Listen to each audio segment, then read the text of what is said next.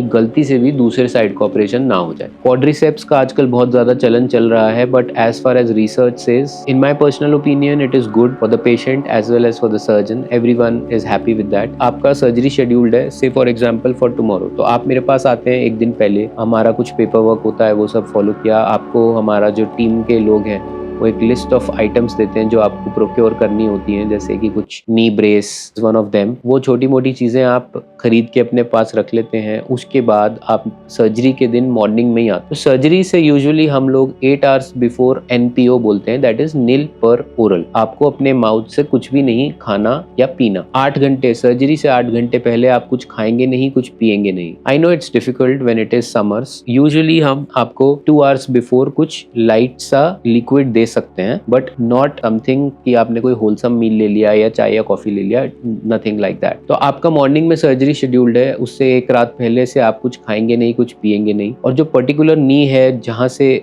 आपका सर्जरी होना है, उस एरिया की प्रिपरेशन हम आपको एडवाइस करते हैं कि वहाँ के आप जो हेयर हैं उसको ट्रिम करके आएंगे। शेव नहीं करना है, ट्रिम करना है ट्रिमर से, ठीक है। तो there are some studies which say trimming और clipping of hairs is very much better as compared to shaving, because shaving increases risk of infection। इसलिए हम trimming ही recommend करते हैं सर्जरी से पहले। फिर हम बात करते हैं कि ग्राफ्ट चॉइस की, ग्राफ्ट कौन सा लेना है। तो यूजुअली जो हमारे देश में ग्राफ्ट लिए जाते हैं या ओवर वर्ल्ड वाइड भी लिए जाते हैं, तो वो है सबसे पहले जो लिया जाता था पटेला टेंडन ग्राफ्ट, फिर हैमस्ट्रिंग ग्राफ्ट, फिर quadriceps graft, and in few cases if all other grafts are used, then peroneus tendon graft. So the first 3 grafts, all of them are good, there is nothing wrong with them।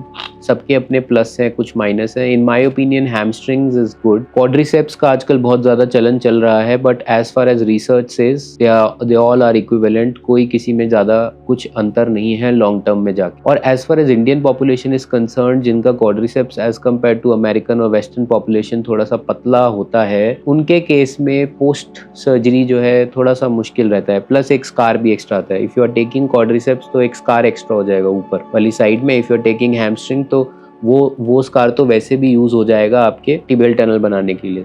तो hamstring tendon में सबसे कम scarring होती है। 2 छोटे छोटे incision यहाँ आते हैं नी के ऊपर, और एक छोटा सा इंसिजन अप्रोक्सीमेटली 1.5 सेंटीमीटर का नीचे फॉर हैमस्ट्रिंग ग्राफ्ट। तो in my personal opinion hamstring graft के patients they do really good. मतलब I used to do 4-5 ACL surgeries almost daily, 5 days a week। तो basically in my personal opinion it is good for the patient as well as for the surgeon. Everyone is happy with that, and we also are running a trial of hamstring versus quadriceps, so I'll keep you posted about the results when we publish it in a good journal sometime soon। So yeah, graft decision हो गया। अब graft decision के बाद आगे क्या करना है, तो आपने ग्राफ्ट डिसीजन ले लिया अपने सर्जन के साथ डिस्कस करके कि मुझे कॉर्ड्स करना है, हैम्स करना है, पटेला टेंडन करना है या पेरोनियस करना है, as per you and surgeon का वो। फिर आप अर्ली मॉर्निंग आते हैं हमारे यहाँ पे अप्रोक्सीमेटली 5 o'clock और 6 o'clock in the morning. You come to the hospital, you come and admit here. तो यहाँ पे एडमिशन होती है, देन आपको जो नर्स है वो आपको चेंजिंग क्लोथ्स देती है, यू वेयर अ गाउन, ठीक है। कुछ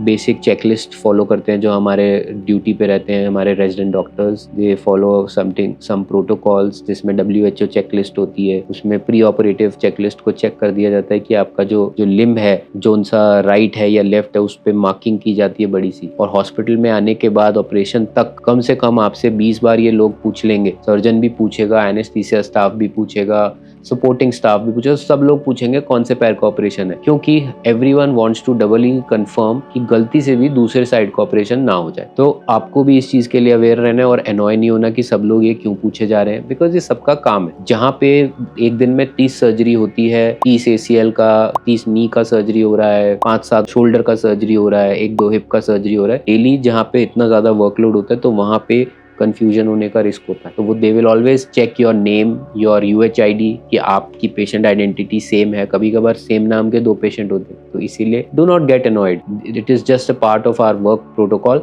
and everybody is going to ask you. तो ये आपकी ही सेफ्टी के लिए है, और ये हम एक WHO चेकलिस्ट फॉलो करते हैं जो कि वर्ल्ड वाइड फॉलो होती है।